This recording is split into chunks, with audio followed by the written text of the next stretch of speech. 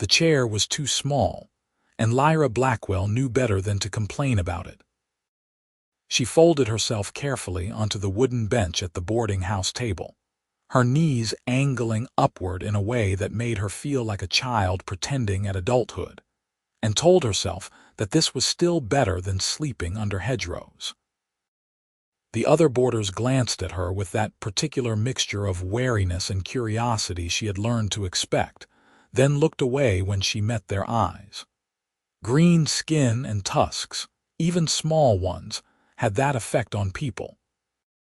She kept her head down and focused on the mutton stew the landlady had ladled into her bowl, grateful at least that the woman had not refused her coin when she had arrived 3 days ago looking for a room.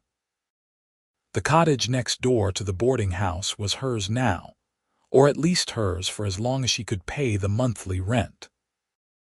It was a small stone structure with a thatched roof and a door that required her to duck every time she passed through it, but it had a hearth and a window with actual glass, and a bed that did not sag too badly in the middle.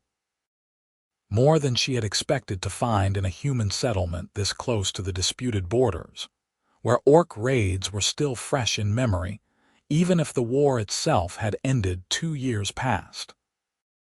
She ate quickly, efficiently, the way she had learned in the military camps where lingering over your food meant someone else might claim it.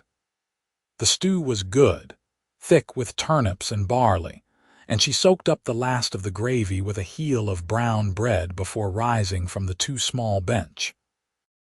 Her hip caught the edge of the table as she stood, jostling the cups of the woman seated across from her, and Lyra mumbled an apology before retreating to the door. Outside, the evening air was cool and smelled of wood smoke, and the last of the autumn roses growing wild along the stone wall that separated the boarding house garden from the road. She crossed the narrow gap between buildings to her own cottage, ducking through the doorway into the dim interior. The hearth was cold. She had not bothered to light it before going to supper, and now she knelt before it, building up kindling and coaxing a flame from her flint and steel with practiced patience. When the fire was crackling cheerfully, she settled onto the small wooden stool that was the cottage's only seating and pulled out the shirt she was mending. The stool was meant for someone smaller, shorter-legged, and after 10 minutes her lower back began to ache from the awkward angle. She shifted her weight, trying to find a position that did not make her feel like her spine was slowly compressing, and kept stitching. This was her life now. A cottage in a human village, mending work she took in from the local farmers, meals at a boarding house table where she folded herself small and tried not to take up too much space. It was better than the alternative. Better than the orc settlements in the northern territories, where former soldiers with nowhere else to go drank themselves into oblivion and refought old battles every night. Better than the cities where orcs were restricted to certain districts and required traveling papers to move between neighborhoods. Here, at least, she was left alone. Here, she could pretend at something like peace. The stool's legs creaked ominously under her weight, and she stood before it could collapse entirely, moving to sit on the edge of the bed instead. She finished the shirt by firelight, then banked the coals and lay down fully clothed, pulling the thin blanket up to her chin. She did not cry. She had learned long ago that crying solved nothing. Morning came with the sound of a rooster crowing somewhere down the lane and the rattle of a cart passing on the road. Lyra rose, splashed cold water from the bucket onto her face, and braided her dark hair back from her face before heading out to see if anyone in the village had mending work for her. The day was uneventful. She collected 3 shirts and a pair of trousers from the blacksmith's wife, who handed them over without quite meeting her eyes, and returned to her cottage to work. At midday, she ate bread and cheese standing by her window, watching a pair of children chase a dog down the road. At evening she returned to the boarding house for supper. The bench was still too small. She perched on it carefully, trying not to let her knees stick out too far into the aisle where people walked, and ate her soup in silence. The man who ran the village carpentry shop was seated 3 places down from her, a weathered fellow with gray in his beard and capable hands scarred from decades of working with wood and tools. He had nodded to her once when she passed him in the road, a brief acknowledgement that had startled her with its normalcy. Tonight he was discussing the repair of someone's barn roof with the man beside him, his voice a low rumble barely audible over the general clatter of spoons and conversation. Lyra paid him no mind and finished her soup. When she returned to her cottage, there was something on her doorstep.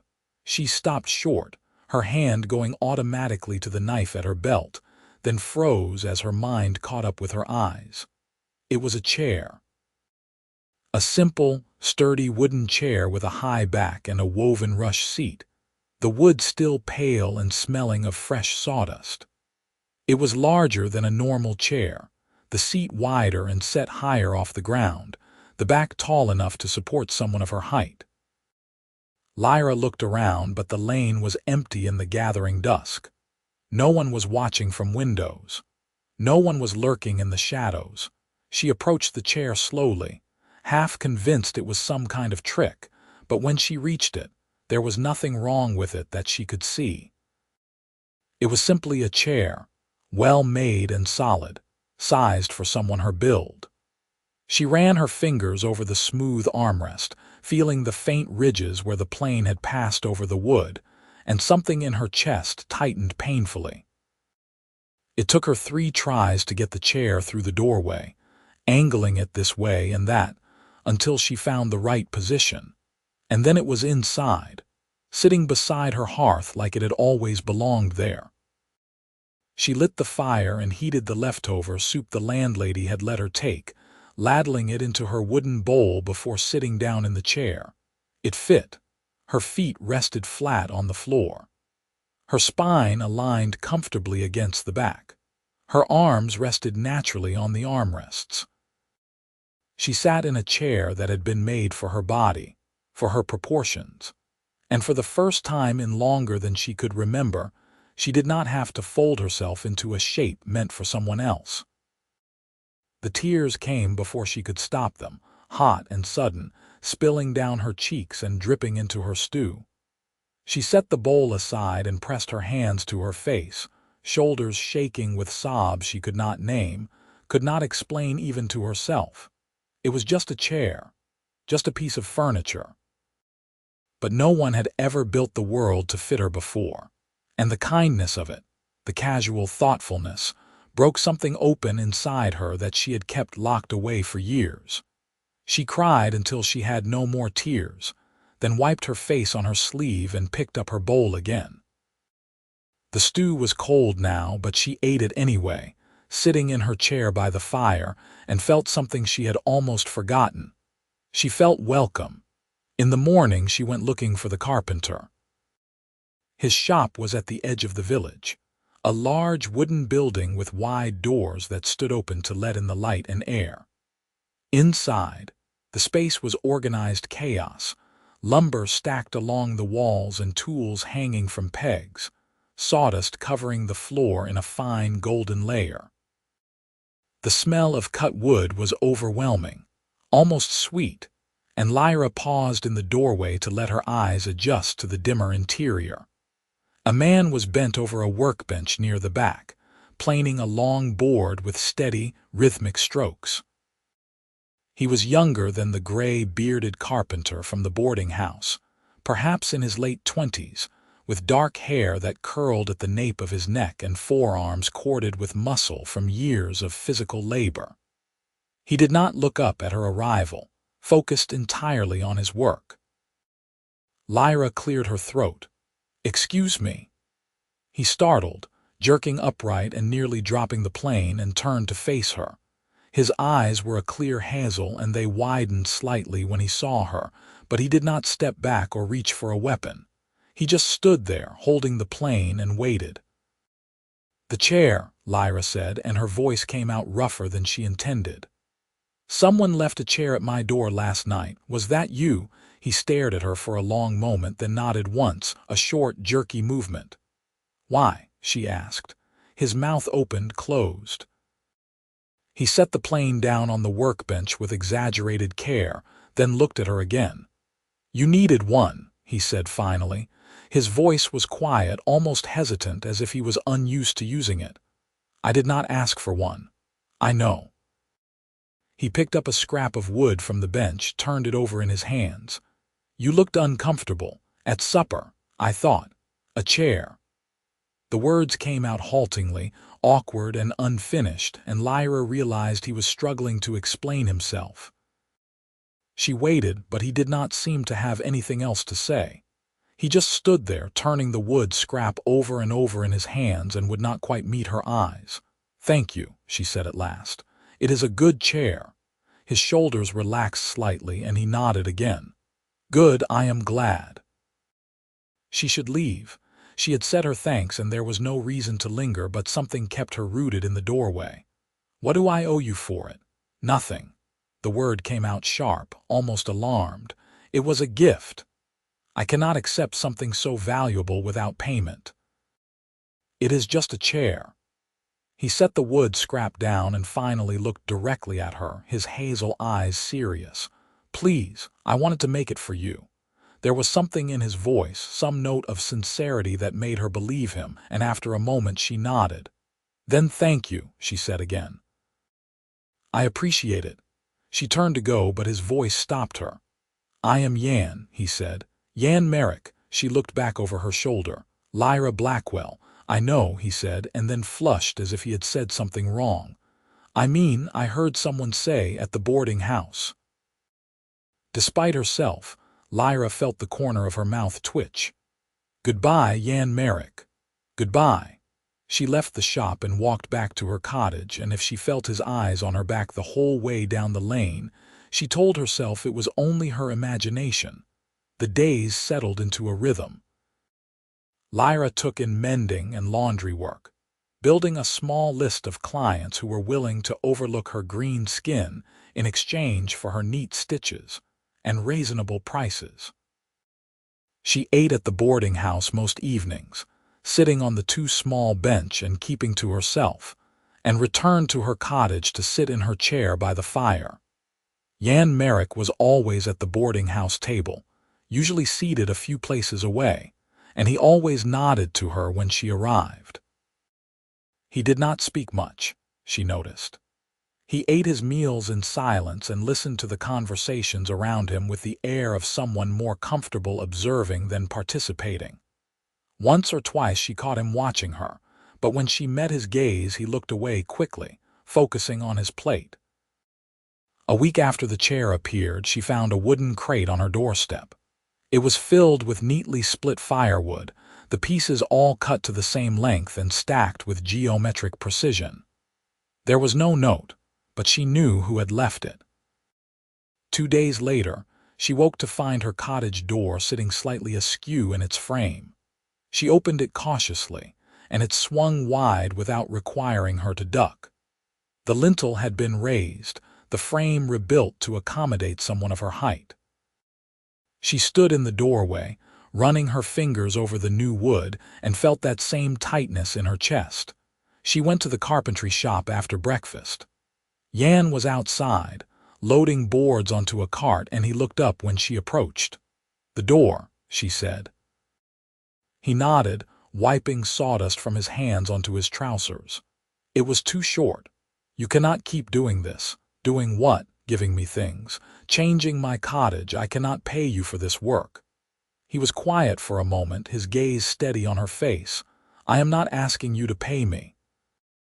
"Then why are you doing it?" The question hung between them, and Lyra watched as Yann's jaw worked, as if he was trying to find the right words and failing. Finally, he said, "Because I want to." "That is not a reason." "It is the only one I have." He turned back to the cart, lifting another board and sliding it into place. "If you do not want me to do these things, tell me and I will stop. but I am not doing them because I expect payment." Lyra stood there, watching him work, and realized she did not want him to stop.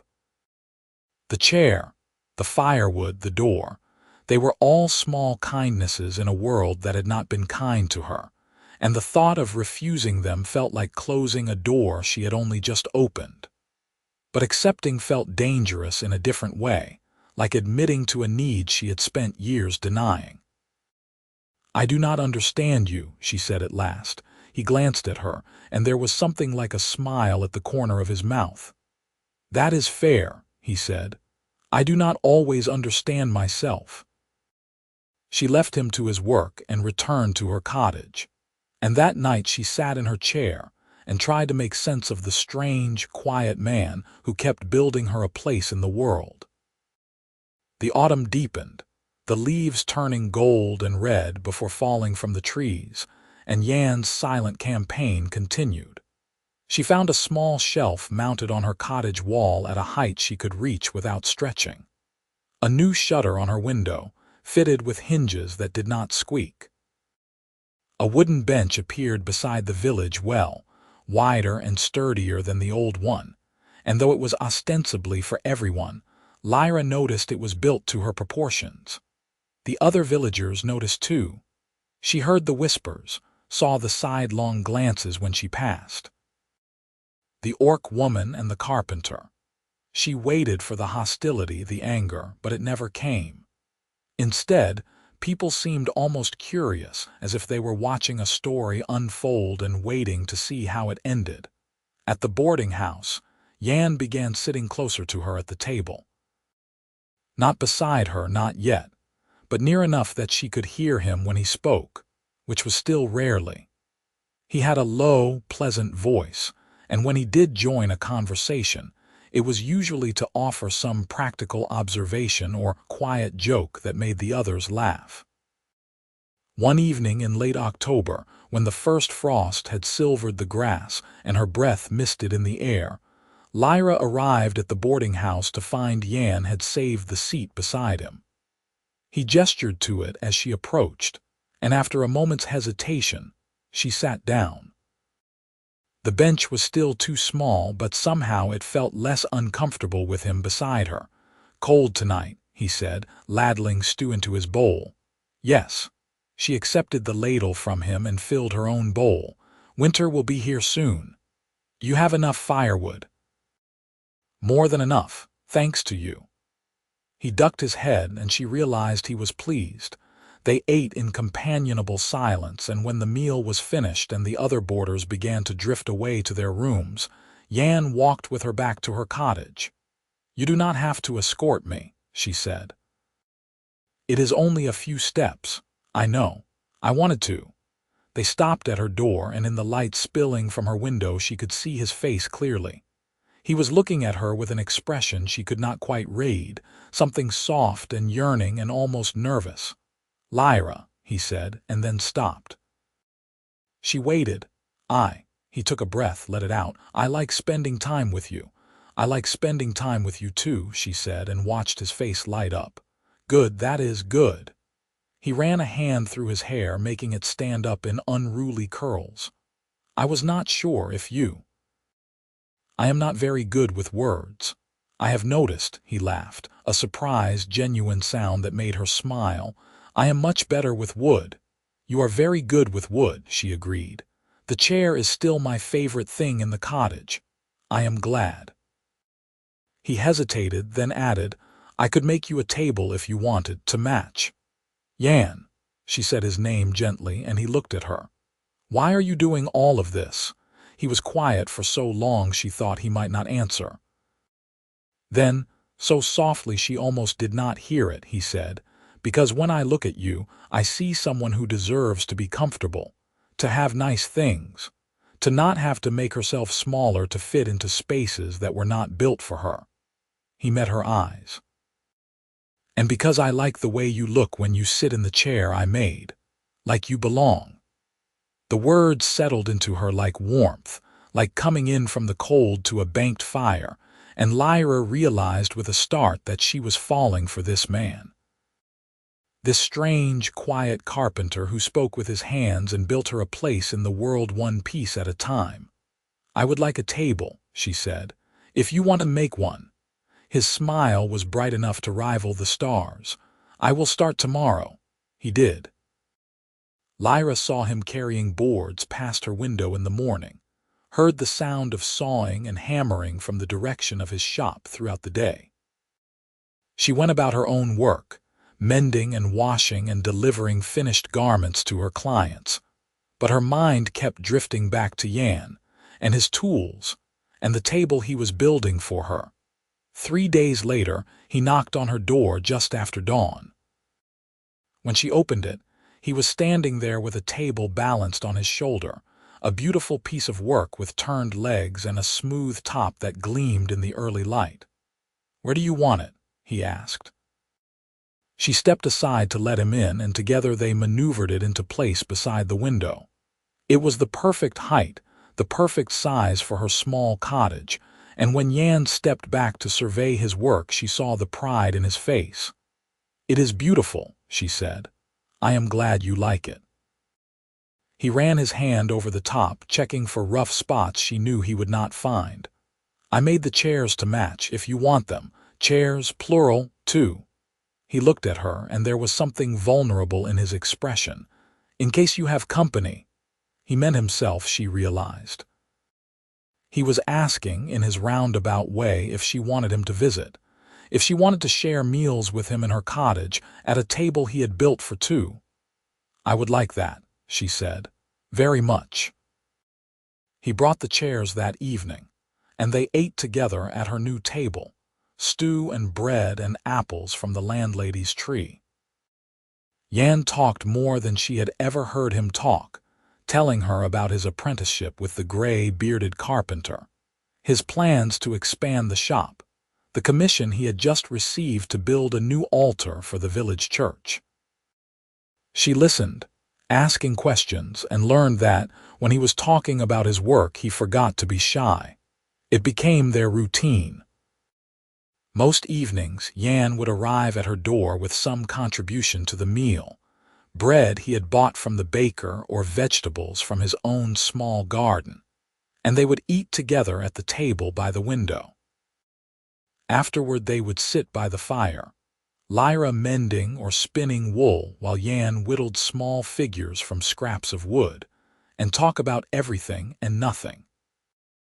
She learned that he was 27, that he had been born in this village and never lived anywhere else, that his parents had died of fever when he was 16 and left him the carpentry shop. She learned that he was well liked by the other villagers, that people came to him with their problems because he was a good listener, that he had a reputation for being fair and honest in his dealings. He learned that she was 24, that she had served as a field medic in the last 2 years of the war, that she had left the Orc territories, because she could not bear the anger and bitterness that pervaded them. She learned that he was curious about her life, her experiences, but never pried when she did not want to talk about something. Winter arrived in earnest, snow falling in thick white curtains and piling up in drifts against the cottage walls. Yann showed up one morning with a load of seasoned oak, and spent the day restacking her woodpile under a shelter he built against the side of the cottage to keep it dry. He insulated the gaps around her window with wool and wax, and replaced the thin curtain with a heavier one he had sewn himself, the stitches uneven but serviceable. "You can sew?" she asked, surprised. "Not well," he admitted, "but I can follow a pattern." She taught him to make neater seams, sitting beside him at the table and guiding his hands through the stitches, and tried to ignore the way her heart raced when their fingers touched. He was building her a life, she realized. Not just furniture, not just repairs, but a whole network of small accommodations that made the world fit her better. And he was doing it without asking for anything in return, without even putting it into words. He simply saw what she needed and made it, as if it was the most natural thing in the world. One evening in late December, when the snow was falling softly outside and the fire was crackling in the hearth. Lyra set down the shirt she was mending and looked at Yann across the table. "Why do you never just say what you mean?" she asked. He looked up from the wooden horse he was carving, his knife pausing mid-stroke. "What do you mean, all of this?" She gestured around the cottage. "The chair, the table, the door, everything. You do these things for me, but you never say why." "Not really." He set down the horse and the knife, and for a long moment he just looked at her. Then he said, "I am afraid." "Of what?" "That words are not enough, that they are cheap. Anyone can say nice things, make promises, but doing something." He spread his hands. "Building something. That is proof." "Proof of what?" He took a breath, and she saw his hands tremble slightly before he pressed them flat on the table. "That I care about you, that I want you to be happy, that I—" He stopped, swallowed. "That I am falling in love with you, and I do not know how to say it in a way that will make you believe me." The words hung in the air between them, raw and honest, and Lyra felt tears prick at her eyes. "Yann, you do not have to say anything," he said quickly. "I know I am not. I am just a carpenter. You have seen the world, you have done important things, and I have never left this village. I just wanted you to know, so you would understand, why I keep building things for you." She stood up, walked around the table, and took his face in her hands. He looked up at her, his hazel eyes wide and uncertain, and she leaned down and kissed him.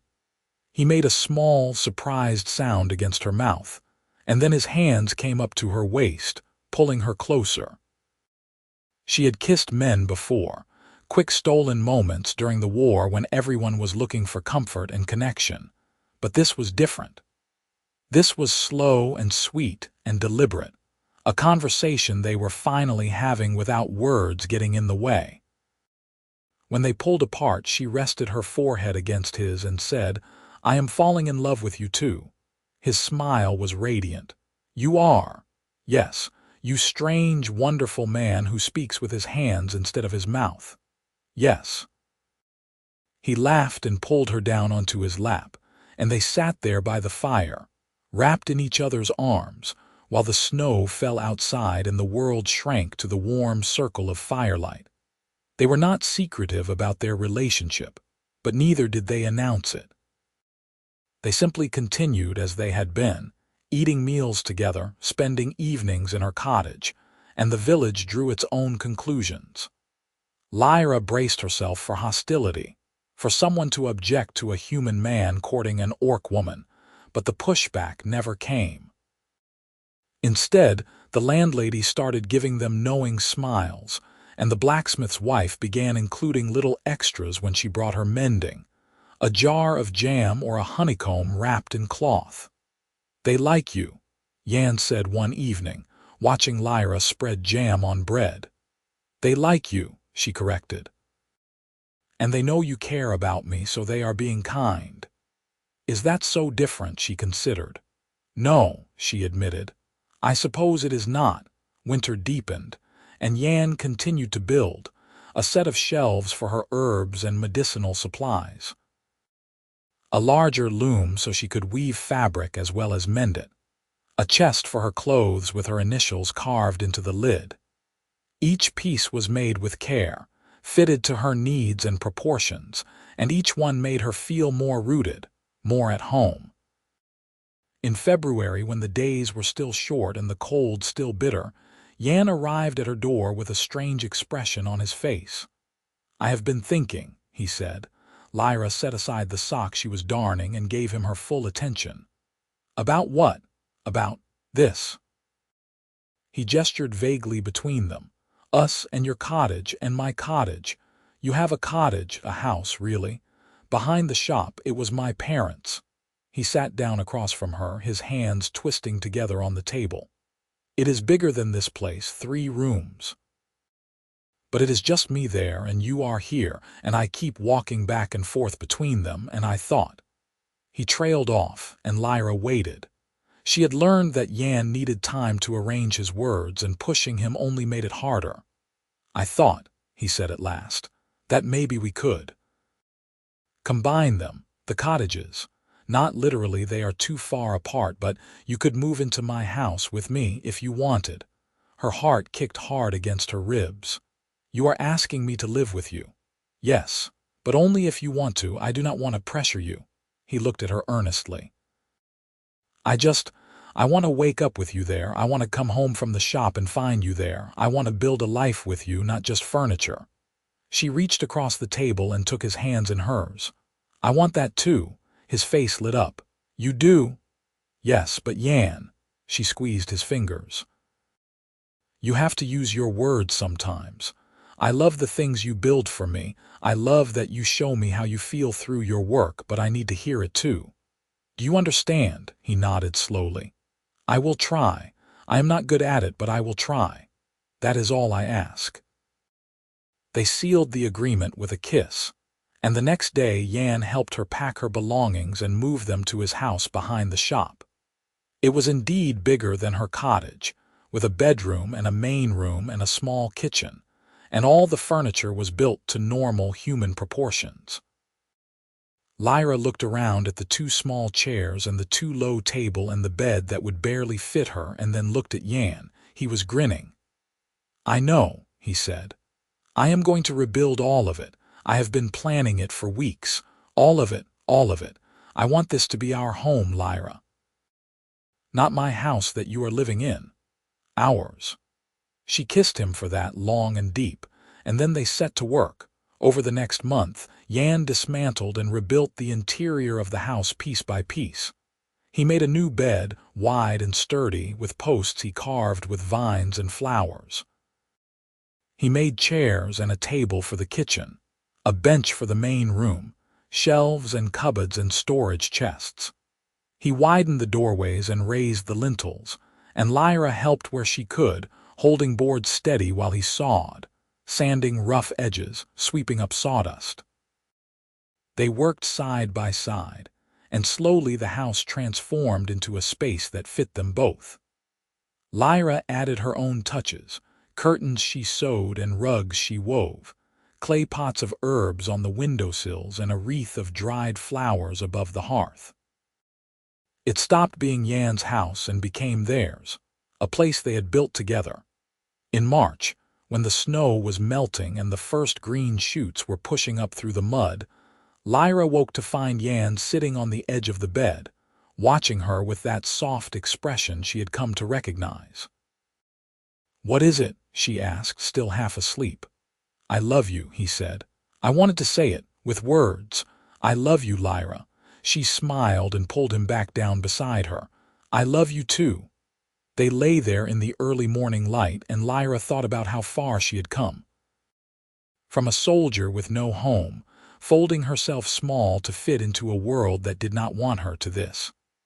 A man who loved her, a house they had built together, a village that had slowly, cautiously begun to accept her. It was not perfect. There were still people who looked at her with suspicion, still moments when she felt the weight of being different. But it was better than she had ever hoped for, and it was enough. Spring arrived in earnest, the world turning green and alive, and Yann's carpentry business flourished. He took on an apprentice, a boy from the village who was eager to learn, and spent his days teaching and building while Lyra expanded her own work, taking on more ambitious weaving projects and selling her fabric at the market in the next town over. They settled into a rhythm, busy and content, and Lyra found herself thinking about the future in a way she never had before. She thought about what it would be like to grow old here in this house, with this man. She thought about children, maybe, someday, if they were lucky. She thought about building a life that was not just about survival, but about happiness.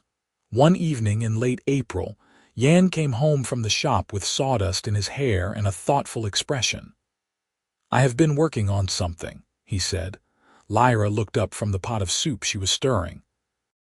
"What kind of something?" "A surprise. For you, it is almost finished." "Yann, you do not need to keep making me things." "I know, but I want to. This one is special." She did not press him, and over the next week she watched as he disappeared into the shop for hours at a time, working on his mysterious project. She heard the sound of sawing and hammering, smelled fresh wood and linseed oil, but he would not let her see what he was building. Finally, on a warm Sunday afternoon when the apple trees were in bloom and the air smelled of flowers, Yann took her hand and led her to the shop. "Close your eyes," he said. "Yann, please, just for a minute." She closed her eyes and he guided her carefully through the door and across the sawdust-covered floor. She heard him moving something, the scrape of wood on wood, and then his hands were on her shoulders. "You can look now." She opened her eyes. In the center of the shop was a rocking chair, beautiful and graceful, with curved runners and a high back.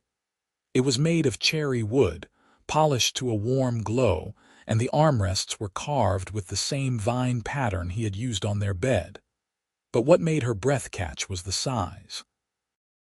It was built for her, every measurement calculated to fit her frame, and beside it was a smaller chair, child-sized, rocking gently on its own curved runners. "I thought," Yann said quietly, "that maybe someday we might need them if you wanted. Children, I mean. I know we have not talked about it, but I wanted you to know that I have thought about it, that I want that, with you, if you want it too." Lyra stared at the chairs, at this man who planned for a future with her, who built it piece by piece before she even knew to ask for it, and felt her eyes fill with tears. "I want it too," she said, her voice thick. "I want all of it, with you." He pulled her into his arms, and they stood there in the shop surrounded by sawdust and wood shavings, and the smell of linseed oil, holding each other and dreaming about the life they would build. That summer, Yann asked her to marry him. He did it badly, stumbling over his words and turning red, and finally just held out the ring he had commissioned from the village silversmith and said, "Please, will you marry me, please?" She said yes, and they were wed in August in the village church, with the gray-bearded carpenter standing as Yann's witness and the landlady standing as hers. It was a small ceremony, just a handful of villagers and the priest, but it was theirs. Afterward they held a gathering at the house, and Lyra was astonished to see how many people came. The blacksmith and his wife, the baker, the farmers she did work for, even the mayor and his family. They brought food and drink and gifts, and they stayed late into the evening, eating and talking and dancing to the music of a fiddler who lived on the edge of the village. At one point, Lyra found herself standing beside the landlady, watching Yann talk with a group of men near the food table. "You have done well for yourself," the landlady said. Lyra glanced at her. "Have I? A good man who adores you, a home, a trade. Yes, I would say so." The landlady smiled. "And you have been good for him too. He was always so quiet, so alone after his parents died. You have brought him out of himself." "He brought me out of myself too," Lyra said softly. The landlady patted her arm. "That is what love does, I think, makes us better than we were." As the party wound down and the guests began to drift home, Lyra and Yann stood together in the doorway of their house, watching the last of them disappear into the dusk. "That went well," Yann said. "It did." He put his arm around her waist and she leaned into him, feeling the solid warmth of him against her side. "I am happy," he said. "I wanted you to know that. I am so happy." "I am happy too." They went inside and closed the door on the world, and that night they lay together in the bed he had built, in the house they shared, and talked about the future until they fell asleep in each other's arms. The seasons turned. Autumn came and went, then winter again, and in the spring Lyra realized she was pregnant. She told Yann one evening over supper, simply and directly, and watched his face go through a series of expressions too quick to name before settling on joy. "Truly?" he asked. "Truly?" He stood up so fast he knocked over his chair, came around the table and pulled her into his arms. "We are going to have a baby." "We are. I need to. There is so much to do. The cradle, I will make a cradle, and we should prepare the second room, and Yann." She put her hand on his cheek and he stopped, looking down at her. "We have time. 7 months, we will do it together." He took a breath, let it out. "Together, together." Over the summer, as Lyra's belly grew, Yann prepared for the baby with the same meticulous care he brought to all his projects. He built a cradle of oak and lined it with soft blankets. He made a changing table and a chest for baby clothes. He carved toys, small animals and blocks, and a rattle that made a soft chiming sound when shaken. Lyra prepared too, sewing tiny gowns and blankets, stocking up on the herbs and supplies she would need for the birth. The village women came to visit, bringing advice and gifts and stories of their own children, and Lyra found herself welcomed into a circle she had not known existed. In October, on a cold, clear morning when the leaves were falling like rain, Lyra went into labor. The landlady came to help, along with the blacksmith's wife who had assisted at half the births in the village, and they settled Lyra in the bedroom while Yann paced anxiously in the main room. It was a long labor, hard and painful, but when it was over, Lyra held a squalling, healthy baby boy in her arms and felt her heart expand in ways she had not known were possible. Yann came in, his face pale and worried, and stopped short when he saw them. Are you?" "We are fine," Lyra said. "Come meet your son." He crossed the room slowly, almost reverently, and sat on the edge of the bed. She placed the baby in his arms, and he looked down at the tiny, red-faced creature with an expression of absolute wonder. "He is perfect," he whispered. "He is ours." They named him Pen, and he was a healthy, vocal baby who demanded attention and gave it back in gummy smiles and grasping fingers. Yann was a devoted father, getting up with Lyra in the night for feedings, changing diapers with careful precision, and carving Pen a whole menagerie of wooden animals to play with. Lyra watched her husband with their son and felt a contentment so deep, it was almost frightening. This was everything she had never let herself hope for. A family, a home, a place where she belonged, not because she made herself fit, but because someone had built the world to include her. Pen grew quickly, rolling over and sitting up and then crawling, and Yann adjusted the house as needed, building gates to block the stairs and securing the cupboards. When Pen started to pull himself up on furniture, Yann made him a little wagon to push around the room, and later a rocking horse with a leather saddle. The village embraced Pen the way it had slowly embraced Lyra, with curiosity, and then acceptance, and finally affection. He was half-orc, green-skinned, with small tusks already visible in his gums, but he was also Yann's son, and that seemed to be enough. 2 years later, Lyra was pregnant again. This time it was a girl, born in the spring when the world was full of flowers and birdsong. They named her Lena, and she was quieter than Pen, more thoughtful, with her mother's dark hair and her father's hazel eyes. Yann built her a cradle to match Pen's, and carved her toys in the shapes of birds and flowers. He was gentler with Lena than he had been with Pen, as if he understood that she needed a different kind of care, and Lyra loved him even more for it. Their family grew, their house filled with the sounds of children and laughter and the occasional argument. Yann expanded the shop and took on more apprentices. Lyra's weaving business thrived, and she began teaching other women in the village how to use a loom. They were busy, often tired, but happy in a way that felt earned, built piece by piece through work and patience and love. One evening, when Pen was 5 and Lena was 3, Lyra was putting them to bed when Pen asked, "Mama, why are you green?"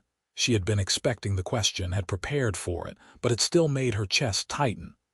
"Because I am an orc," she said simply. "And orcs have green skin." "Is Papa an orc?" "No, Papa is human." "What am I?" "You are both. You are you." Penn considered this, then said, "Jakob at the market said I am a monster." Lyra felt a flash of anger, sharp and hot, but she kept her voice calm. "What do you think?" "I do not think I am a monster." "Monsters are scary. I am not scary." "You are not a monster," Lyra agreed. "You are my son, and you are perfect exactly as you are. Some people say unkind things because they are afraid of what they do not understand, but that is their problem, not yours." "Okay," Penn yawned. "I like being green." "It is my favorite color." Lyra kissed his forehead and tucked the blanket around him. "Mine too." When she came out of the children's room, Yann was waiting in the hallway. "I heard," he said quietly. "He will face this his whole life. They both will. I know." Yann pulled her into his arms. "But they will also have us, and each other, and a home where they are loved. That is more than a lot of people have." "Is it enough?" "I do not know," he said honestly. "But it is what we can give them, and we will keep giving it every day until they believe it as deeply as we do." She leaned against him, drawing strength from his solid presence, and thought about the chair he had built her so many years ago. The first piece in a long campaign of accommodation, of making space, of saying without words that she belonged. He was doing the same for their children now, building them a world where they could be themselves without apology. "I love you," she said. "I love you too." The years passed. Penn and Lena grew, and the house Yann had built for an orc woman who needed a bigger chair became a home full of life and noise and love. They had their struggles, their moments of doubt and fear, but they faced them together, building their way through problems the way Yann built furniture, with patience and care and attention to what was needed. When Penn was 7, a group of boys in the village cornered him and called him names, and he came home with a black eye and bloody knuckles. Yann cleaned him up while Lyra went to speak with the boy's parents, her anger cold and controlled. The parents were horrified, apologetic, and the boys were punished. It did not erase what had happened, but it sent a message. Penn was not alone. He had a family that would fight for him. When Lena was 6, she asked her father to teach her carpentry. Yann was surprised but pleased, and he set up a child-sized workbench in the shop where she could practice. She had a natural talent for it, an eye for proportion and a steady hand, and Yann spent hours teaching her the craft he loved. Lyra watched her daughter learn to build, to take raw materials and turn them into something useful and beautiful, and saw the echo of Yann's quiet campaign of accommodation. Lena was learning to make space for herself in the world, to create rather than just adapt, and Lyra was fiercely proud. In the summers, they held gatherings at their house, inviting the neighbors to come and eat and talk. The gatherings grew larger each year, until they were a regular fixture of village life, and Lyra found herself at the center of a community that had once viewed her with suspicion. It was not perfect. There were still people who muttered, still parents who warned their children away from Penn and Lena, still moments when Lyra felt the sting of being different. But those moments were balanced by the kindnesses, the friendships, the slow and steady integration into village life. One autumn, when Penn was 10 and Lena was 8, the village held a harvest festival. There was food and music and games, and in the evening there was dancing in the square. Yann pulled Lyra into the circle of dancers, and they spun together under the stars while their children played with the other village children, and the world felt, for a moment, entirely at peace. Later, as they walked home through the quiet streets, Lyra thought about the life they had built. It was not the life she had imagined when she first arrived in this village, tired and weary and folding herself small. It was so much more. What are you thinking about? Yann asked. The chair, she said. The first thing you built for me, he smiled. You still have it, in the bedroom. I will always have it, she took his hand. It was the beginning of everything. No, he said quietly. You were the beginning, I just followed where you led. She shook her head. You led. You built me a place in the world when I thought there was no room for me. You gave me a home, a family, a life. All I did was accept it. That was enough, he said. That was everything. They walked the rest of the way in silence, hand in hand, and when they reached their house, Yann paused at the door. I have been thinking, he said, about expanding again. The shop, the house, we have outgrown it. Penn needs his own room and Lena should have more space for her projects. I thought we could add on, build an addition. Lyra smiled. You are still building for me. For us, he corrected. For our family, that is what I do, I build. Then let us build, she said. Together. Over the winter they planned the addition, drawing sketches and arguing amicably over details. In the spring, Yann hired workers and they began construction. It was a major project, and the house was in chaos for months, but slowly the new rooms took shape.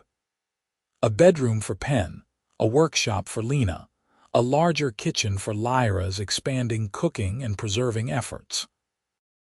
When it was finished, they held another gathering, a housewarming for the neighbors who had once whispered about the orc woman and the carpenter. The house was full of people, and Lyra stood in the main room, looking at the faces around her, and realized that this was what belonging looked like. Not the absence of difference, but the presence of acceptance. Not tolerance, but genuine welcome. The mayor stood up to make a toast, his cup raised. To Yann and Lyra, he said, and to the family they have built, may your house be filled with love and laughter for many years to come. Hear, hear, the crowd echoed, and Lyra felt tears prick at her eyes. Yann found her later standing by the window and watching the guests mingle. You are crying, he said softly. Happy tears, she said. I am just overwhelmed by all of this, by how much things have changed. He put his arm around her. You cried into your stew once, do you remember? The night I left the chair, I saw you through the window. I almost came back, knocked on your door to ask if you were all right, but I was too afraid. I remember. She leaned her head on his shoulder. I cried because no one had ever built the world to fit me before. I cried because I did not know kindness like that existed. And now I cry because I have so much, because you gave me everything I did not know I needed. Because our children are growing up in a home where they are loved and accepted, because I am happy. He turned her to face him, his hands gentle on her shoulders. I am happy too. Every day with you I am happy. She kissed him, there in the window with the party going on behind them, and felt the certainty of their love settle around her like a warm blanket. The party went late into the night, and when the last guest had finally left and the children were asleep in their new rooms, Lyra and Yann sat together in the main room and looked around at the house they had built. We did well, Yann said. We did. Do you ever regret it? Staying here, building this life with me? Lyra thought about the question, about all the paths she had not taken, the life she might have lived somewhere else. Then she looked at the man beside her, at the house around them, at the world they had created together, and shook her head. Never, she said. Not for a single moment, he smiled, and it was the same smile he had given her the first time she thanked him for the chair, warm and genuine and full of quiet joy. Good, he said, because I have more things I want to build. Of course you do. A tree house for the children.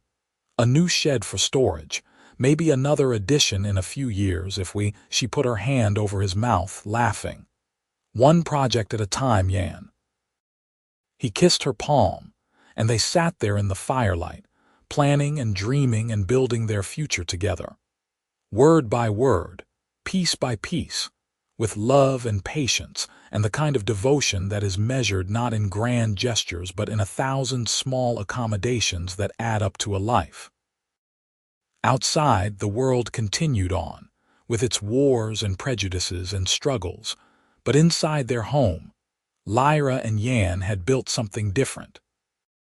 They had built a place where green skin and tusks did not matter, where half-orc children could grow up loved and safe, where a carpenter and a former soldier could find peace in each other's arms. It was not a perfect world, but it was theirs, and they had made it together, and that was enough. Years later, when Pen and Lena were grown and building lives of their own, when Yann's hair had gone gray and Lyra's hands were marked with the scars of a life well lived, they would sit together in the chairs Yann had made all those years ago and remember the beginning, the chair, the tears, the quiet man who built a bigger world for an orc woman who had never expected to fit. And they would smile, because it had all started with something so simple. A piece of furniture, made with care, and the understanding that sometimes love is not about grand declarations or flowery words.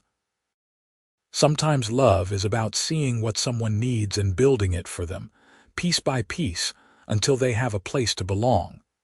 That was what Yann had given Lyra. Not just furniture, not just a home, but belonging.